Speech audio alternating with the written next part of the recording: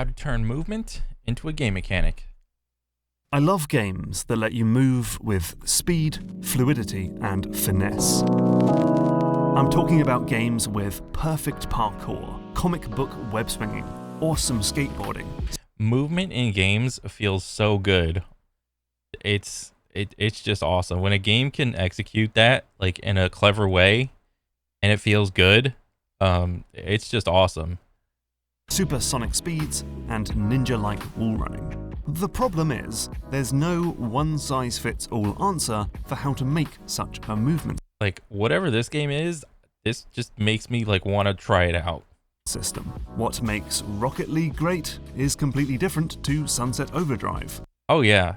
So like every game will pretty much have to make their own like physics system, and depending on how that goes, that can either make or break a game.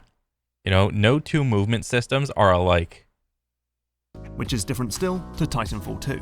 Sure, we can point to obvious stuff like responsive controls, visual effects, and cool animations, but perhaps we can go further.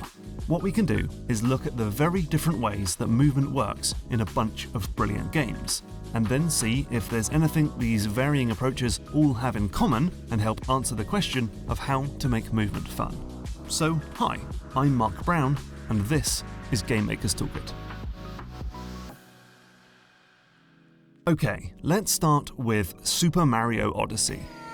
Oh dang. This game is all about giving the player a bunch of different moves that all allow for slightly different actions. You've got tall jumps and long jumps. Bro, are these like all different types of movements? Holy crap. This is insane. I had no idea Mario had like this much stuff. That's crazy. And fast jumps and last-minute save jumps. It's about knowing which move to use and when. But what's even better is that these moves can be chained together to eke out further advantages. Mario's jump, dive, and hat throw can be carefully chained together to bound between rooftops in New Donk City. We see similar stuff in other 3D platformers like Sackboy: A Big Adventure and A Hat in Time, but also the Tony Hawk series, which is laser focused on combining moves. There are two actions, the revert and the manual, which are specifically designed to keep your combo going between the skatepark pieces. Next up is Insomniac's open-world zombie blaster, Sunset Overdrive. Now here, the main character doesn't have a particularly involved moveset, just a basic run, jump, and roll. But that's because this game is all about using things in the environment, running on walls, bouncing on awnings, grinding on rails, and swinging on poles. Clever use of the environment will put you at a huge advantage over the enemies. I never did play Sunset Overdrive. I think it was good. I'm not sure. I'm not sure if it was on the Steam store or not, or maybe it was like on the Epic store or something. Wasn't it made by like the same people that made like Ratchet and Clank or something? I might, go back and give this game a try. Other games that put the focus on environmental interaction include sci-fi ninja sim Ghost Runner and the best bits of the... Dang, that looked fucking good. Ghost Runner? God dang. I will be a little remiss if this dude does not mention Warframe. I think I was talking to my buddy one time, and we were just... Because, like, I never played Warframe or whatever, and, like, some of the things he, like, did to, like, sell me on it was, like... One of the things he said was, every game tries to recreate the movement of Warframe because the movement of Warframe is just so good. And I was like, that isn't true. So then I get to start playing it. I'm like, oh, he's right. This feels awesome. You can wall run, wall jump, fucking like hover. You can like slide jump, sprint, walk, whatever. It just feels awesome. So I kind of take that into account with like a lot of the games and like how similar they try to mimic Warframe. I know there's a lot of stuff that came out before Warframe or whatever, but god dang. Ori games as you bash to propel yourself off enemies and projectiles. Next, let's look quickly at the Pathless, and this one is all about timing. In this game, you can temporarily boost your speed by shooting arrows at floating targets in the world. You have to charge the shot and release when the meter fills up completely, giving the game a sort of rhythmic action as you try to efficiently time the release of every shot. And that's not to mention that if you release when the meter is only halfway full, you get a much bigger burst of speed. But if you screw up the timing, the shot will miss and you get nothing. Moving on to Titanfall Oh baby, Titanfall, don't tease me. 2. And this game is all about momentum, building it and keeping it. The pilot can run at a max speed of only 22 kilometers per hour. However, your speed can be temporarily boosted by things like wall running, leaping away from walls, and sliding along the ground. Oh yeah. So to be truly fast, you've got to try and keep that momentum up by endlessly chaining together these moves. And it's really interesting because there's even this level, I forgot what it was called, the pit test or something. You know, like, you remember how in like Call of Duty there was that one little thing early in the game where it's like you run through and you hit all the targets and you gotta do it really quick. But with Call of Duty, it's like boots on the ground. You can only sprint and aim or whatever. And they didn't have like a little miles per hour meter or kilometers per hour thing. They just had like the time. With Titanfall, you get this little miles per hour thing, and this kind of dictates what you're supposed to be doing and like how fast you're supposed to be moving, which is really cool. But that's not all. When we go into multiplayer, we get things like the grapple, which hooks onto a wall and then retracts, like Link's hookshot on Fast Forward. Combine that with a jump and you can slingshot your way across the map at super speed. Also, another main point for Titanfall, anytime you touch a wall, your double jump resets. So as long as you just touch a wall, you can jump again. And we're still not done, because when you come to land, you can do a slide hop, which is where you hit crouch, then jump to maintain that momentum. The very best Titanfall 2 players, i.e. not me, are the ones who are always thinking about ways to keep the momentum they've built up. Like, I don't know. We see similar stuff in older shooters like Quake and Counter-Strike, where bunny hopping to build momentum was a physics-busting emergent strategy not intended by the developers. The Not intended, but damn fun. Parkour gem Mirror's Edge will force you to maintain momentum if you want to nail its time trials. Crumble is all about getting faster and faster the more you move. And in the platformer N++, you need to build momentum in order to make the biggest jumps.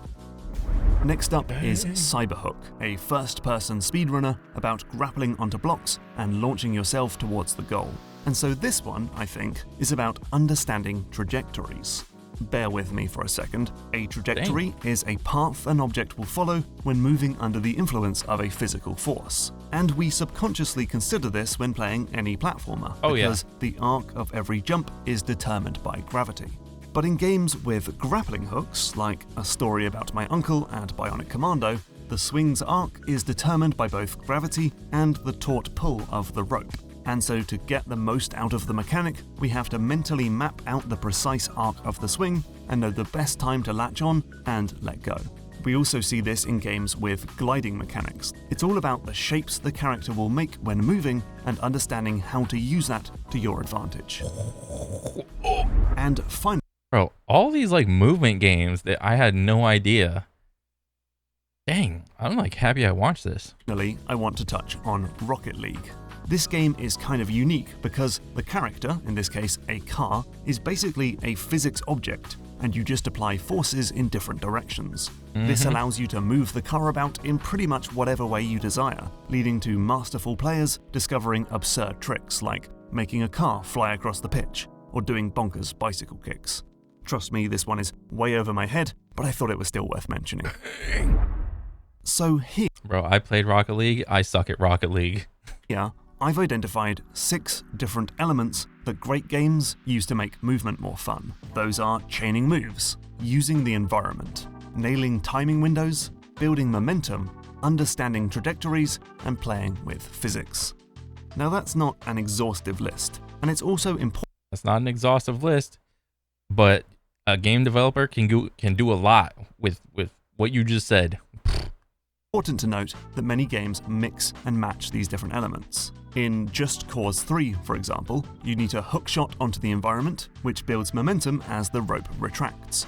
You can then chain into your parachute and then chain into your wingsuit, at which point you're carefully considering the weirdo trajectory of this thing as you dive away from enemy attacks. That's so fun. So this gives us I never played that game. Just Cause or whatever.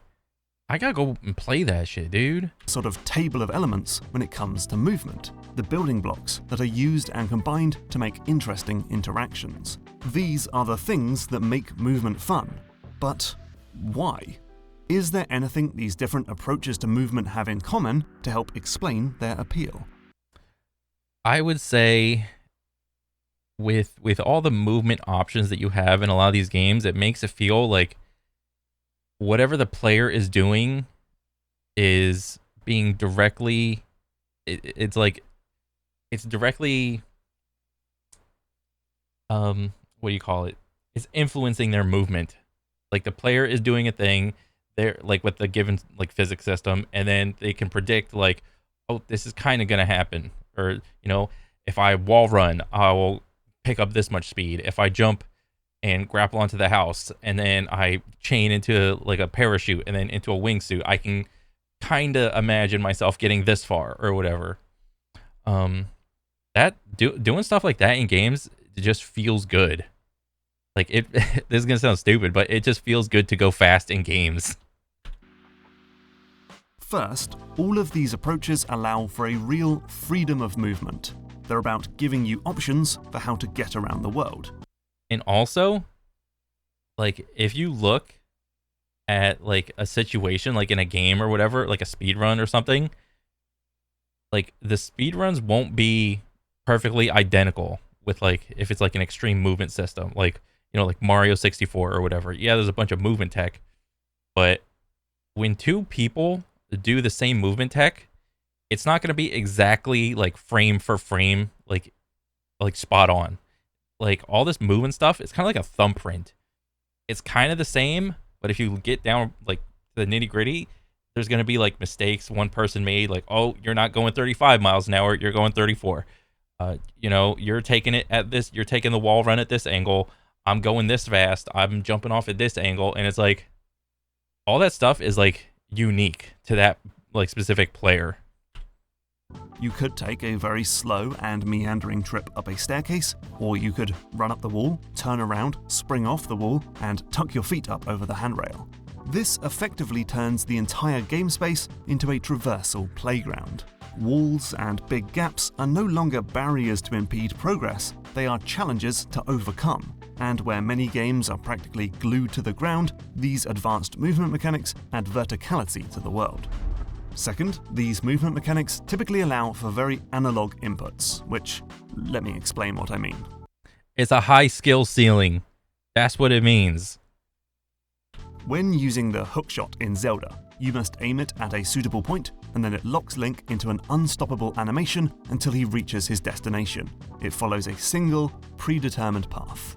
In Titanfall 2, however, the grapple works in a very different way. You can latch onto any point in the world, you can move while it retracts in order to change its trajectory, you can boost the speed with a jump, and you can cancel the grapple at any point. There is an almost infinite number of paths it can follow, entirely based on your control and desire. And we see this in other mechanics too, like generous mid-air movement in Mario, being able to bash in literally any direction in Ori, and the absurdly granular input you have in physics-based movement systems like Rocket League. These either give you perfect, fine-grained control of the character, or at least the ability to influence a trajectory. Third, when done well, these mechanics allow you to move with flow, which is when you fluidly move through a level without stopping, or slowing down too much. So perhaps that's chaining together moves across an entire level, or keeping your momentum with careful navigation of the space. This can be particularly fun in games with environmental interactions as you bounce from one object to another, but that's as much to do with level design as it is the basic movement mechanics. Right. Fourth, So I think the whole flow thing is a great point, you know, given like the correct like level design or whatever. And I think a lot of these like movement games, like when done at like at least like a middle like skill level or whatever, it's like a lot of these games just are awesome. It seems like Like I never really took that into account when I was playing them. I was just like, oh, this is fun. I'm just playing. But yeah, that's a great point. And perhaps most importantly, these advanced movement mechanics are a test of skill. When chaining moves, you need to know how and when to link these actions together, and probably in midair or when moving at speed. When it comes to using the The old skill bullet point. The last one, but certainly not the least one. Oh, baby. environment, there's a certain level of precision needed to guide your character onto a rail or bounce pad, and timing, naturally, tests your timing. Momentum has a built-in skill check. The faster you move, the harder the game is to control. Trajectories can be particularly hard to understand until you internalize their unique arcs, and physics-based characters are naturally challenging to navigate. And so while these advanced moves offer huge advantages over the more basic running and jumping, such as making you move faster, take shortcuts, or get the drop on enemies in combat, they come with a huge skill barrier, and until you can surpass it, you're going to spend a lot of time scraping your face against the tarmac. But that leads to the fifth and final similarity, which is when you do have that skill, all of these movement mechanics are intrinsically satisfying to use. When chaining moves, you're performing tiny, quick-fire piano melodies on the controller, which just feels amazing on the fingers. When you're exploiting the environment, you're constantly making plans about your route forward, and hitting a button in a microscopic timing window and getting a big burst of feedback is always a hit. Building momentum lets you get almost uncontrollably fast, putting you in thrilling, white-knuckle situations as you try not to slam into a wall. And it's like, just invest a little bit in like the skill aspect of a game, you know, for a lot of these games, and the dividends will pay off. You know, honestly, I think you're gonna get more more investment, and you're gonna develop like a better relationship with games, like if you put like some actual like skill and effort into it, as opposed to just relying on like random game mechanics or whatever. Like, yeah, random game mechanics like that pop up and reward you for no reason feel good, but like something like that is fleeting. Like when you like put like time and effort into something and you start to get like good at it, it just feels better in the payoff.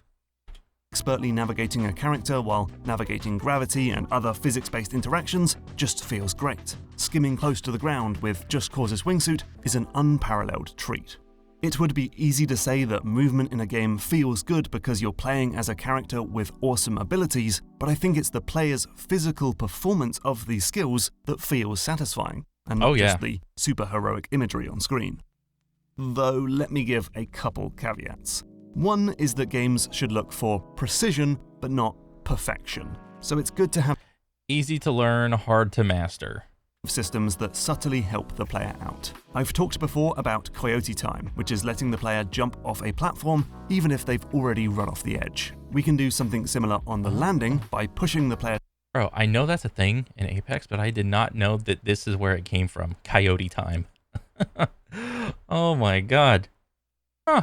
To safety if they were just a few centimeters away from the ledge. You might also give the player moves to save themselves from a bad jump, like being able to right your board back in line with the ground in Tony Hawk's, or slow time and dash in Ghost Runner, which can be used to realign for a wall run.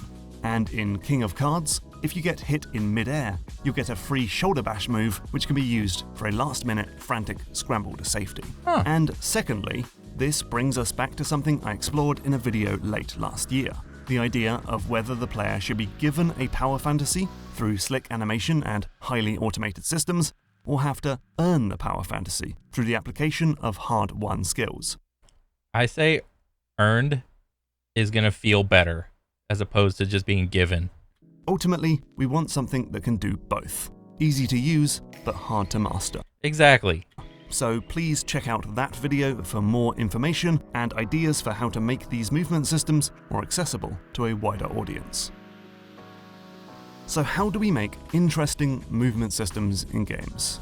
If you ask me, we're looking for mechanics that give players a real freedom of movement through analog inputs that let them fully control how their character moves.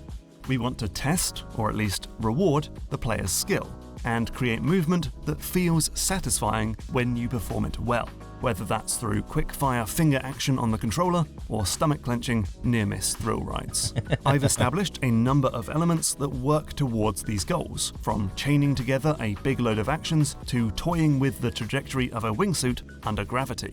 But there are probably more to discover and more I missed. So, in the comments below, what's your favourite movement system in a game? And most crucially of all, why? I'm surprised he did not mention Warframe at all. That is crazy. It's indie game recommendation time, and I've been having a lot of fun with Cyber Shadow, an NES throwback platformer that's inspired by games like Ninja Gaiden and Shatterhand. It's not quite as punishing as those old games, but it will certainly give you a good challenge. If you're up for it, you can expect great level design, a huge moveset, and stellar boss fights. Cyber Shadow is out now on all major platforms. Have you ever been looking? Okay, let me see. I love game. I think this was awesome. I'm doing this. 2 years old, still relevant. Like a lot of the games he mentioned in here, I had no idea, and like they look really good. I'm gonna just keep this and just look at some of these on Steam. This was awesome. But yeah, this is a great video just outlining like some of the key things that make movement games feel really good. And I think more games need to like incorporate things like this because, I mean, like I said before, like good movement in a video game just makes it feel good, you know? Not everything has to just be like walk, sprint, and that's it. You know? I want a little bit more out of my games. And a lot of the games in here, like that he mentioned, seem like something I'd be like interested in like looking at. But yeah, that was awesome. I liked the video. I want to see more from Game Maker Toolkit. And yeah, that's pretty much it. So take it easy, guys. Later.